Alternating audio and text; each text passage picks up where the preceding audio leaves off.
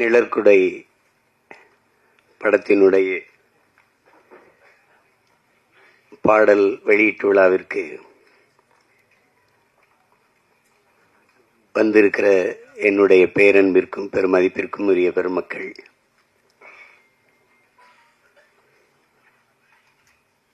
இந்த நிகழ்வை உலகெங்கும் வாழுகிற உறவுகளுக்கு கொண்டு போய் சேர்க்க இருக்கிற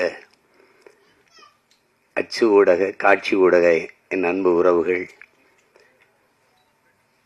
இவ்வளவு நேராகியும் இன்னும் அரங்கை நிறைத்து அமர்ந்திருக்கிற என் அன்பிற்கினிய சொந்தங்கள் அனைவருக்கும் என்னுடைய அன்பும் வணக்கமும். இங்கே எல்லாரும் குறிப்பிடும்போது நான் ரொம்ப நேரம் காத்திருக்கிறேன் இல்லை. இந்த நிகழ்வு எங்க குடும்ப நிகழ்வு. நீங்கெல்லாம் இந்த நிகழ்வுல இவ்வளவு நேரம் பங்கேற்று காத்திருக்கிறதுக்கு நான் தான் உங்க எல்லாருக்கும் அன்பையும் நன்றியும் சொல்ல கடமைப்பட்டிருக்கிறேன். வரும்போது என்னை வரவேற்க கூட தேவயானி அவர்கள் சொன்னாங்க, நீங்க வந்ததுக்கு ரொம்ப நன்றின்னு. இல்லை, எங்க படத்துல நீங்க நடிச்சதுக்கு ரொம்ப நன்றின்னு நான் சொன்னேன். ஏன்னா இது நாங்களோட குடும்ப படம்னு நினைச்சு, எங்க குடும்ப படம்னு கடைசியாக தான் கதாநாயகனா நடிச்ச தம்பி விஜித்துக்கும் குடும்ப படம்னு தெரியுது. ஏன்னா அவருடைய பொண்ணு பாப்பாவும் நடிச்சிருக்காங்க. இது அது என்னுடைய அண்ணன் அதிகமான. இப்போ நாங்கள் எல்லாம் ஒரு குடும்பம். இப்போ நாங்கள் ஒன்றா இருந்து பயிற்சி எடுத்து வந்தவங்க. நான், என்னுடைய மைத்துனர் ராஜா, அதை சிவா ஆறுமுகம் எல்லாம். அப்போ கூப்பிடும்போது நம்ம இது எனக்கு உண்மையிலே தெரியாது தேவயானி அவர்கள் இதில் நடிச்சிருக்காங்கன்ட்டு. வந்துகிட்டு இருக்கும்போது ஒரே சுவரொட்டியாக இருந்தது. ஏதோ நிழற்குடைன்னு இப்போ இது புதுசாக படம் வருது போல இருக்குது. தேவயானி நடிச்சிருக்காங்க. இங்கே வந்து பார்த்தா தான் இது நம்ம படம், அதில் அவங்க நடிச்சிருக்காங்கன்னு எனக்கு தெரிஞ்சது. அப்போ ரொம்ப மகிழ்ச்சியாக இருந்தது. தேவயானி அவர்களுக்கு ஒரு இங்கே பேசி எல்லாரும் சொன்னாங்க, இவங்க நடிச்சா நல்ல கதை இருக்கும், நல்ல படமா இருக்கும்ட்டு ஒரு மதிப்பு இருக்கு சிலருக்கு. முன்னாடிலாம் அம்மா கேஆர் விஜயா அவர்கள், அதுக்கப்புறம் எங்க அக்கா ரேவதி போன்றவர்கள், இப்போதைக்கு தேவயானி இவங்க நடிச்சா நல்ல படத்துல தான் நடிப்பாங்க அப்படின்னு ஒரு மக்கள்கிட்ட ஒரு கருத்து பதிவு இருக்கு. அது காரணம் அவங்க தேர்வு செய்து நடிச்ச கதாபாத்திரங்கள். முதல்ல அவங்க அறிமுகமானது எங்க அண்ணன் மூலமா. அவங்க தொட்டாச்சி நீங்கி, பிறகு அண்ணனே எடுத்த சொர்ணமுகி, அதுல ரொம்ப நல்ல கனமான கதாபாத்திரம். அப்புறம் உங்களுக்கு தெரியும் காதல் கோட்டை, அது இந்திய விருதை பெற்ற சிறந்த படங்கள், அது ஒன்று. அதுக்கப்புறம் சூரிய வம்சம். அவங்களுக்கு சொல்லிக் கொள்ளுற மாதிரி ஒவ்வொரு காலகட்டத்திலையும் ஒரு படம் பதிவாயிருக்குது. அவங்க எந்த காலத்திலையும் தன்னுடைய பேரை கெடுத்துக்கல. ஏதோ காசுக்காக ஏதோ வந்த கதையெல்லாம் ஒத்துக்கிட்டு நடிச்சோம் அப்படின்னு இல்லாம, அந்த நற்பெயர் தான் அவங்கள 30 வருஷம் கழிச்சு மறுபடியும் ஒரு கதாநாயகியா நடிக்கிற அளவுக்கு உயர்த்தி இருக்குன்னா அது காரணம் அதுதான். அது எல்லாருக்கும் வாய்க்க பெறாது, அவங்களுக்கு வாய்க்க பெற்றிருக்கிறது. அது ஒரு பெரிய பெருமைக்குரிய நிகழ்வு. இங்கே பல மேதைகள் எல்லாருமே என்னுடைய அன்பு உறவுகள். என்னுடைய அண்ணன் மனோஜ்குமார், என்னுடைய சியான், நாங்கள் சியான் தான் பேசிப்போம், ராஜ்கபூர் அவர்கள். அதுக்கப்புறம் என்னுடைய அன்பு தம்பி சுரேஷ் காமாட்சி, என்னுடைய அண்ணன் செல்வமணி அவர்கள். நாங்கள் ஒரே பல்கலைக்கழகத்தின் மாணவர்கள். எங்கள் அப்பா மணிவண்ணன்ட்ட. ஆமாம், எனக்கு மூத்தவர் எங்கள் அண்ணன். நான் இந்த அரசியலுக்கு வர்றதுக்கு முன்னாடி எங்கள் அப்பாட்ட உதவி இயக்குனராக இருந்து பணி செஞ்சேன். அப்போ இந்த அரசியலுக்கு தள்ளப்பட்டு தான் சொல்லணும். செய்யும்போது எனக்கு எல்லாரும் இல்லை. அப்போ எங்கள் அப்பா என்னை தன் பையன் நினைக்காம என்னை கூட நின்று எனக்கு தோல் கொடுத்துட்டாரு, மணிவண்ணன் அப்பா. அப்போ எங்கள் அண்ணன் பேசி, செல்வா, உனக்கு இளையவன், உனக்கு ஜூனியர்னு நினைச்சு இது பண்ணிடுறாதரா செல்வா, இப்போதைக்கு நமக்கு அவன் தாண்டா இருக்கான், அவனை பிடிச்சி தாண்டா நம்ம ஏதாவது செஞ்சாகணும் நம்ம இனத்துக்கு, வா செல்வான்னு கூட்டிட்டு வந்தாரு. அப்போ நாங்கெல்லாம் இது எப்படி சொல்றதுன்னா, குடும்ப உறவோட கொள்கை உறவாக இணைந்தவர்கள் நாங்கள் அண்ணன் தம்பிகள் எல்லாம். அப்படி என்னுடைய அண்ணன் சிவா எனக்கு ரொம்ப என் மேல ரொம்ப அன்பு. எனக்கு இன்னைக்கு வரைக்கும் ஒரு குற்ற உணர்வு. நானும் எங்க அண்ணனும் இணைஞ்சு பணி செய்யும் போது அதை ஒரு சிறந்த படமா, வெற்றி படமா தர முடியல என்னால். அதுக்கு இன்னைக்கு வரைக்கும் எனக்கு ஒரு குற்ற உணர்வு இருக்கு. கதை சொல்லும்போது அவருக்கு தம்பிக்கு அடுத்த படம் பகலவன் தான் எடுக்கிறதா இருந்தது. அவருக்கும் அது விருப்பம், அப்ப எனக்கு அது விருப்பம். ஆனா என்னுடைய தம்பி மாதவன் அதை ஒத்துக்கல. அது காரணம் ரொம்ப கடினமா இருந்துச்சு. தம்பி படத்துல அவரை ரொம்ப நான் கஷ்டப்படுத்திட்டேன். கையெடுத்து கும்பிட்டு அப்படி மறுபடியும் அண்ணா வேணாண்ணா அப்படின்னு ஒரு கொஞ்சம் இடைவெளி விடுங்கன்ட்டாரு. அப்புறம் இந்த கதையில நடிக்கணும்னாரு. நான் என்ன சரி எடுப்போன்னு எடுத்தேன். தமிழ்லே கொஞ்சம் உரையாடல் எழுதிட்டாரு. தம்பியில் ஒரு 90 விழுக்காடு தமிழ்ல இருந்தது. அது வெற்றி அடைஞ்சிருச்சு. அப்புறம் இதுல முழுக்க தமிழ்லே உரையாடல் எழுதுன. அதுல என்ன பாத்தீங்கன்னா, ஐ லவ் யூ என்று வர வேண்டிய இடங்களில் எல்லாம் நேசிக்கிறேன் நேசிக்கிறேன் என்று வருவது நெருடலாக இருக்கிறது என்று விமர்சனம் எழுதியிருந்தாங்க. எனக்கு என்ன செய்யறது தெரியல. என்னுடைய அண்ணன் காசி ஆனந்தன், அவர் உணர்ச்சி பாவலர், ஈழத்து பாவேந்தன், அவர்கிட்ட போய் பேசிக்கிட்டே இருந்தேன். அவர்கிட்ட சொன்ன வருத்தமா இப்படி எழுதியிருக்காங்கன்னு. அன்பை கூட தாய்மொழியில் பரிமாற தெரியாத ஒரு இனம் இருந்தா என்ன, செத்தா என்ன, போடா அப்படின்ட்டாரு.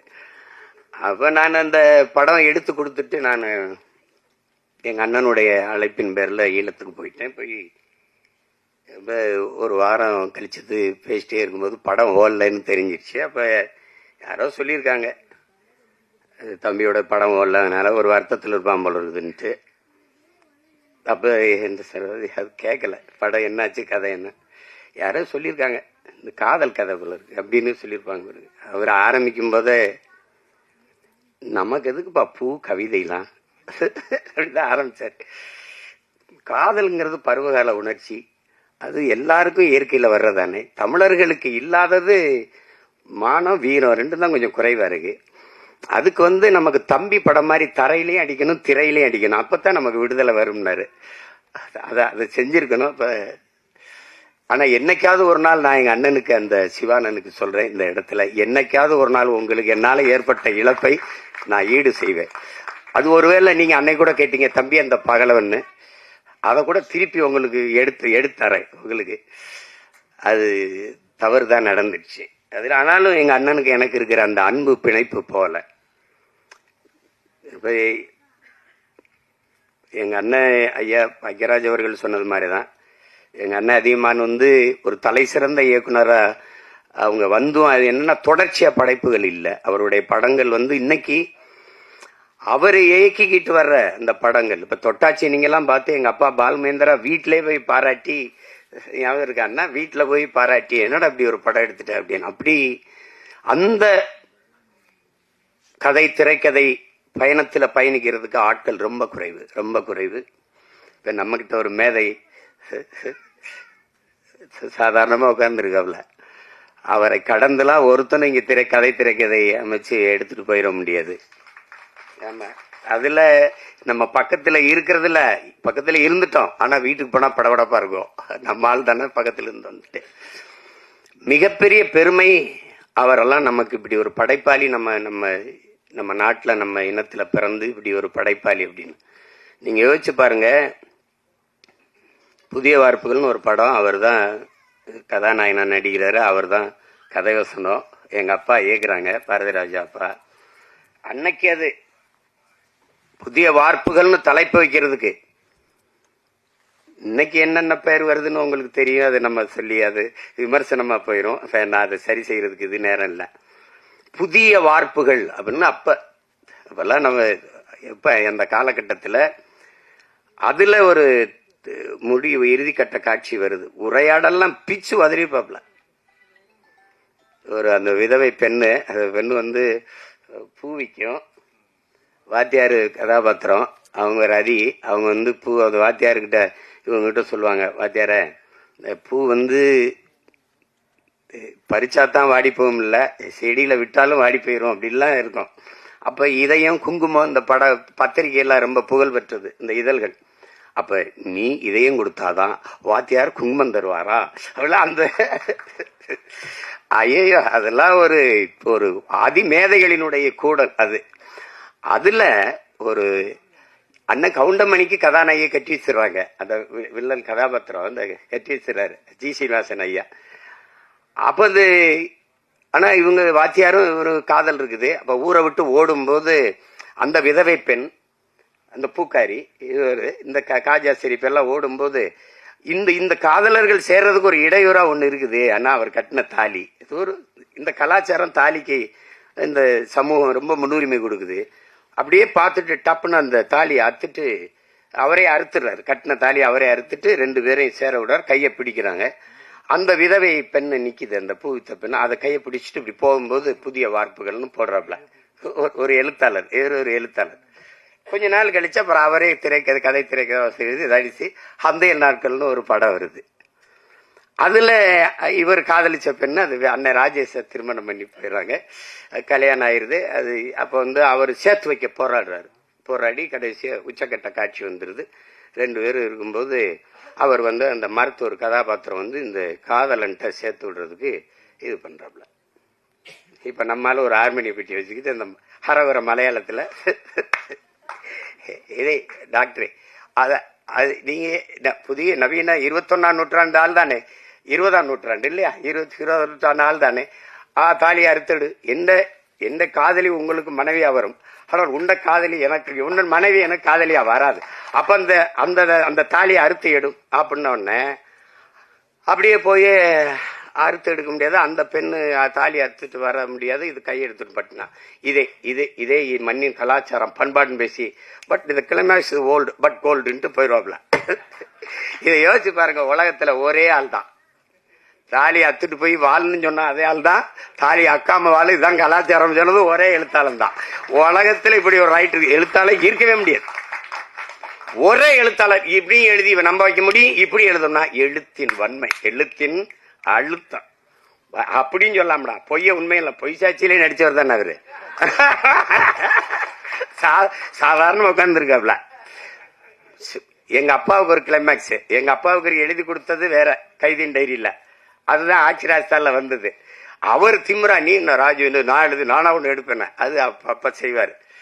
அதுல எல்லாரும் நானும் அவர்கிட்ட எழுத்தாளராக வேலை செஞ்சிருக்கேன். என்ன பண்ணுவார் எங்க அப்பான்னு தெரியும். அதுல அவர் சிவாஜி சத்ரபதி சிவாஜி வேடத்தை போட்டு நிறுத்திட்டாப்ல. சரி அது ஓடிடுச்சு. ஏன்னா அது வரைக்கும் நான் திரைக்கதையை பிச்சு உதறிட்டாப்ல. அப்புறம் இது இல்ல வேற கிளைமேக்ஸ், நான் எழுதி கொடுத்த கிளைமேக்ஸை நான் எடுக்கிறேன் அந்த காட்சியின் போய் அப்ப அமிதாப் பச்சன் சிறிதை வச்சு ஆக்டிராஜ் சட்டா அதுவும் வென்றுட்டாப்ல. இப்படி ஒரு எழுத்தாளர் அதுக்கு ஒன்றும் நிகர் இல்லை. அது சொல்லி முடியாது. முதல் படம் ஒரு பெரிய இயக்குனர் இருந்து நடிகரை கதாநாயகனா நடிச்சு வெளியில முதல் படம் சுவரில்லாத சித்திரங்கள்னு எடுக்கணும்னா அது அவரை தவிர எவராலும் முடியாது. அப்ப அப்படி ஒரு படைப்பாளி இன்னைக்கு நம்ம பக்கத்துல உட்கார்ந்து இந்த படத்தை பாராட்டி பேசுறாருன்னா அதை விட இந்த படத்துக்கு கிடைத்த பெருமையும் பாராட்டும் ஒன்னும் கிடையாது. ஒரு குடும்ப பாங்கான படத்தை எடுத்து அதையில் தரமான வெற்றியடை வைக்க முடியும். எளிய கதாபாத்திரங்களை வைத்துனா அது அவரால் தான். ஒரு கதையை 2 தாள்ல அவர் சொல்றாருங்க. தேவர் பிலிம்ஸ்ல கதை கேட்கிறாங்க. அப்ப அவர் போய் கதை சொல்றாரு. ஐயா கதை சொல்லும் போது அவங்க குப்பத்தொட்டி சார் அதுல ஒரு குழந்தை சார்னு அவரே சொன்னதுதான். குப்பத்தொட்டி சார் அதுல ஒரு குழந்தை சார்னு அவருக்கு பிடிக்கல. அப்புறம் பெரிய ஆளாயிட்டாரு. அன்னைக்கு நான் உங்ககிட்ட கதை சொல்லும் போது குப்பத்தொட்டி சார் ஒரு குழந்தை சார்னு சொல்லிட்டேன். ஆனா இன்னைக்கு சொன்னா குப்பத்தொட்டி சார் அதுல ஒரு குரங்கு சார்னு சொல்லியிருப்பேன் அப்படின்னு சொல்லி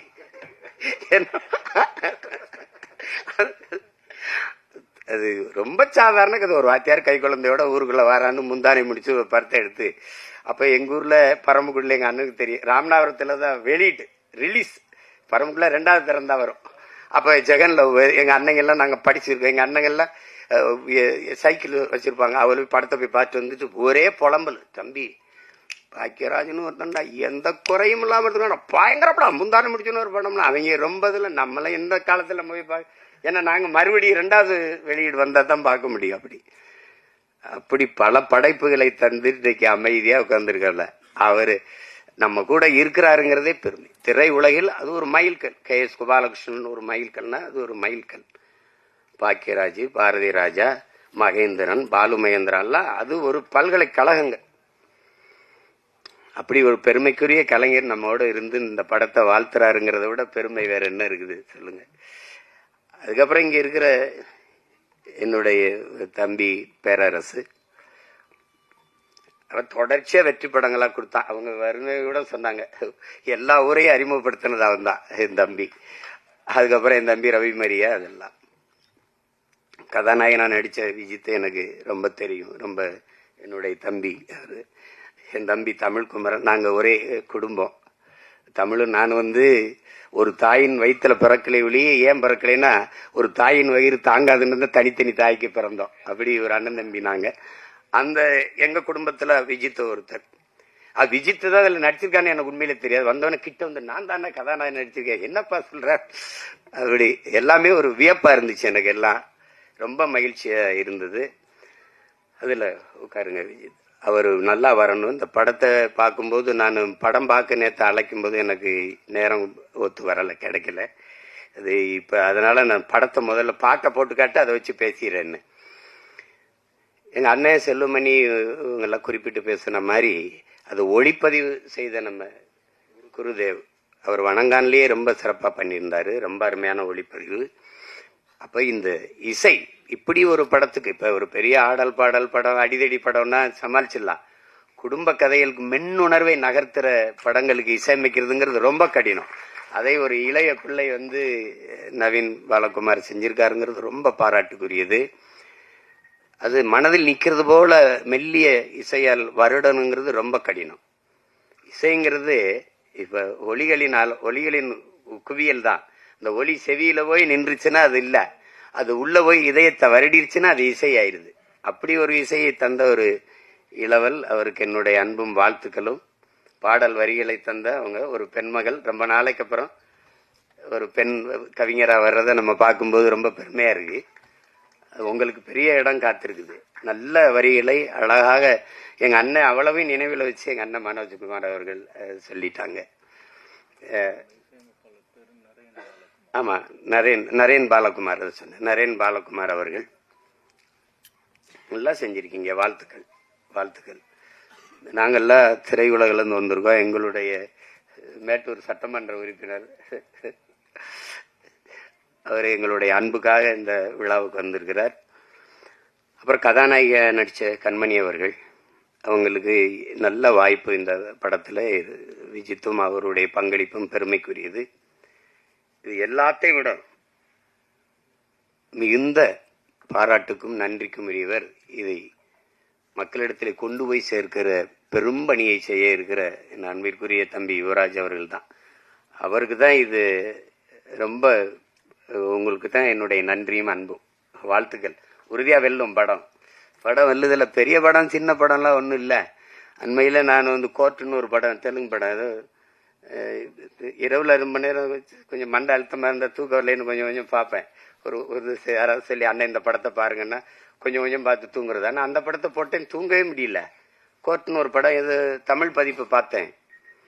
சின்ன படம் 6 கோடிக்கு எடுத்தாங்களாம். நான் பாக்குற போது எனக்கு சொன்னாங்க 60 கோடி வசூலிச்சிருக்குன்னு அப்படின்ட்டு. அப்ப இவங்க சொன்ன மாதிரி பெரிய படம் சின்ன படம்லாம் ஒன்றும் அளவு இல்லை. ஓடுற படம் ஓடாத படம் தான். இப்ப என்னுடைய தம்பி நம்ம ஜேஎஸ்கே எடுத்திருக்க ஃபயர்னு ஒரு படம், அன்னைக்கு எங்க அண்ணங்கள்லாம் சொன்னாங்கன்னு பார்த்தேன். ரொம்ப குறைந்த முதலீடு, ரொம்ப நல்ல லாபம் அடைஞ்சிருச்சு. அதனால மிகப்பெரிய நட்சத்திரங்கள் நடிச்ச படமும் தோத்துருக்குது, சாதாரண படங்கள்லாம் வென்றிருக்குது. அதனால நம்ம படம் வெல்லும், நீங்க ஒன்னும் யோசிக்காதீங்க. திரையரங்குல சின்ன படத்துக்கு முக்கியத்துவம் கொடுக்கணும் அப்படின்னு. இன்னைக்கு சூழல் சரியில்லை, நமக்கு ஒரு சூழல் வருது. இருங்க, பெரிய பெரிய வளாகங்கள்ல சின்ன படங்களுக்கு முன்னுரிமை கொடுக்கணும்னு சட்டம் வரும். அது வரும், காலம் வரும் என்று நம்ம காத்திருக்கிறது இல்ல, நமக்கான காலத்தை நாம உருவாக்கணும். அப்படி ஒரு காலத்தை உருவாக்கிக்கிட்டு இருக்கோம்.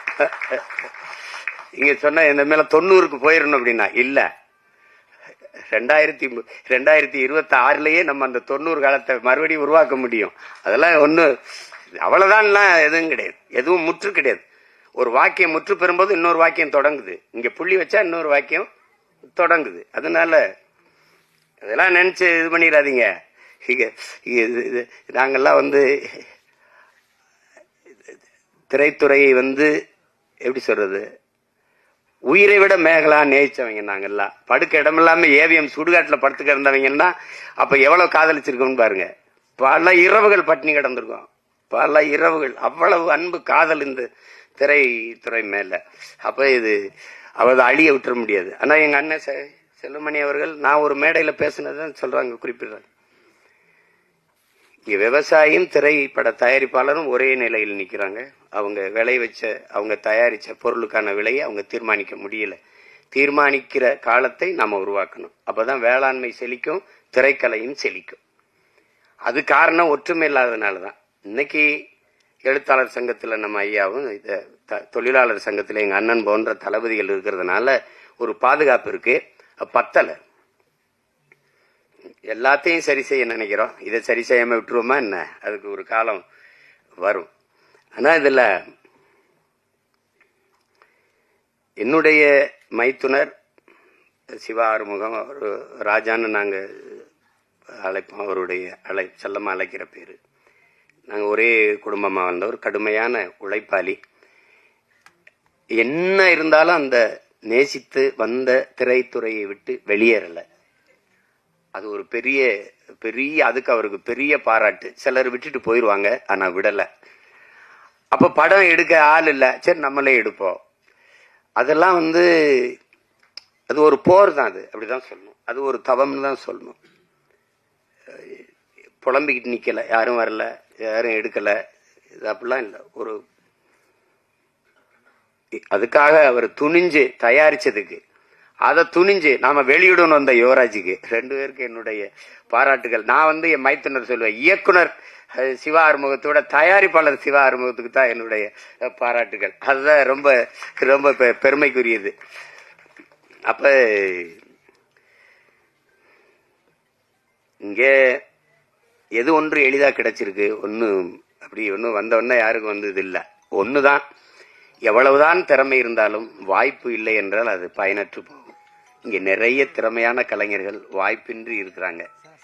அதுல இன்னைக்கு புதியவர்களை, தம்பி விஜித்தை, கண்மணி போன்றவர்களை, 2 அன்பு செல்வங்களை எல்லாம் பார்க்கும்போது ரொம்ப தேவையானி அவர்களே வியந்து பாராட்டுறாங்க. அந்த குழந்தைய அவ்வளவு அருமையா நடிச்சு என்னுடைய கைக்குட்டை ராணியிலே நான் நடிக்க வச்சேன் அப்படின்னா அதெல்லாம் பெரிய வியப்பா இருக்கு. அப்படிலாம் நினைக்கும் போது இந்த விழாவில பங்கேற்றதுல எனக்கு பெரிய மகிழ்வு, மன நிறைவும் இருக்கு. தேவயானி அவர்களை நாங்க திரைப்பட நடிகையா பார்க்க முடியாது. எங்க வீட்டு மருமகள், எங்க வீட்டு பெண், அப்படிதான் நாங்க பார்ப்போம். எங்க குடும்பத்துல ஒருத்தரா தான் பார்ப்போம். அதே மாதிரி எங்க அண்ணன் பொண்ணு வனிதா வந்திருக்காங்க. வனிதாட்ட எனக்கு பிடிச்சது அந்த துணிவு, நினைக்கிறது செய்யணும். அந்த துணிவை எனக்கு பிடிக்கும். அது அவங்களுக்கு பாராட்டி. ஏன்னா நான் அந்த குடும்பத்தில் ஒருத்தன், அண்ணன் விஜயகுமார் அண்ணன் எனக்கு ரொம்ப பிடிக்கும், ரொம்ப பிடிக்கும். நான் அவங்களுக்கு தனித்த அன்பு.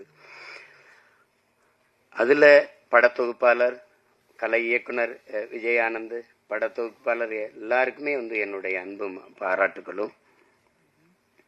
எல்லாரையும் சொல்லிட்டேன்னு நினைக்கிறேன், ஏறக்குறைய சொல்லிட்டேன். தர்ஷன், வாங்க வாங்க மாப்பிள்ள. இவரு என் மைத்தனுடைய மகன் தர்ஷன் சிவா. இவர் அறிமுகம் செஞ்சிருக்காரு. ஆனா அந்த படத்துல பார்த்ததுக்கு இதுக்கு நேர வித்தியாசம் இருக்கு. காரணம் அதுல ஒரு பெரிய மீசையை வச்சு பண்றாரு. அதனால இவரை அறிமுகம் செய்வதில் நான் ரொம்ப பெருமை அடைகிறேன். எல்லாரும் வாழ்த்துக்கள் உங்களுக்கு.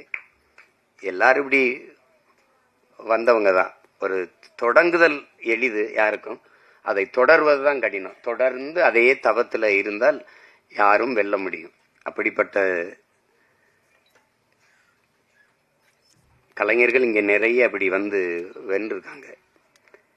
இன்னைக்கு வரைக்கும் நான் சொல்வேன், இன்னைக்கு அப்ப நான் நேர்ல ஐயா ரஜினிகாந்த் அவர்களை பார்த்தேன். தூரத்தெல்லாம் பார்த்துருக்கோம். அப்ப நேர்ல 2.25 மணி நேரம் 2.5 மணி நேரம் போயிட்டு இருந்தோம். அவருக்கு இருக்கிற இந்த ஆர்வம், இவ்வளவு படம் நடிச்சு இவ்வளவு சாதிச்ச பிறகும் புதிதாக ஒன்றை தெரிந்து கொள்றதுல அவருக்கு இருக்க ஆர்வத்தை பார்க்கும்போது இவர் ஏன் ஜெயிக்க மாட்டாரு அப்படின்னு நமக்கு தோணுது.